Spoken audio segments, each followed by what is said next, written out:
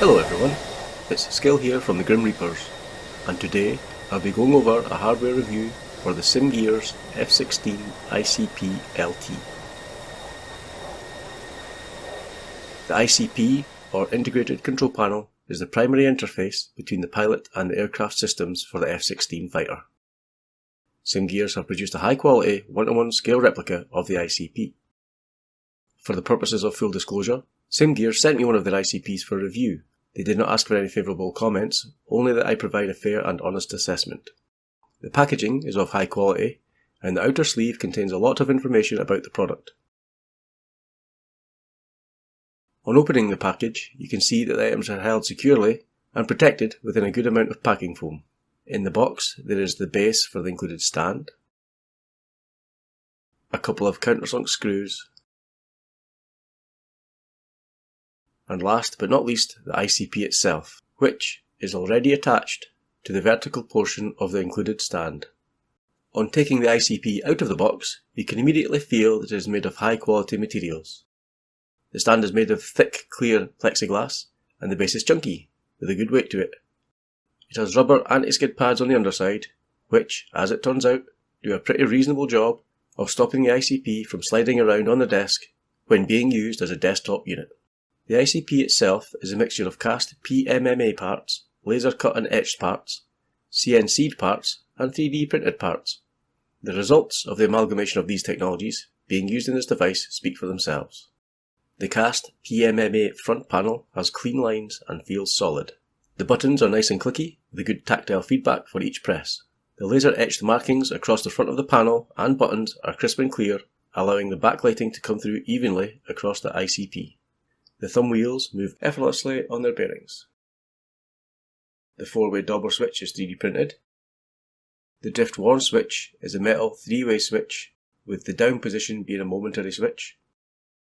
The gain switch is a metal full 3-way switch. The 3D printed dobber switch and the 2 metal 3-way switches all feel sturdy and securely mounted to the ICP. The finger guard, or key protection grid, is 3D printed and seamlessly bonded to the front panel. It features raised indicator dots located above the 5 and 9 buttons to help you negotiate your way around the keypad without looking, which is really handy for VR users. The SimGears F-16 ICP is compatible with Windows and is connected to the PC via a single USB cable. No special driver software is required. Simply plug in the USB cable and you can check the buttons and switches are working in your Windows control panel. The 4 thumb wheels appear as axis controls within the control panel and can be bound to the respective axis in-game. The lower right thumb wheel also controls the backlighting for the unit. Due to the configuration of my rig, I could not use the table mount and base. Instead, I kept the ICP within the vertical part of its stand and attached it to my MFD mount. As anyone who has seen any of my previous review videos will know, I fly exclusively in VR, so I was interested to see how the SimGears F-16 ICP would work for me. I have included some footage of a short mission flown in VR with some picture-in-picture images of the ICP being used. I'll shut up now for a wee bit and let you sit back, relax and watch the action. Don't worry, I'll come back near the end with my thoughts about the ICP.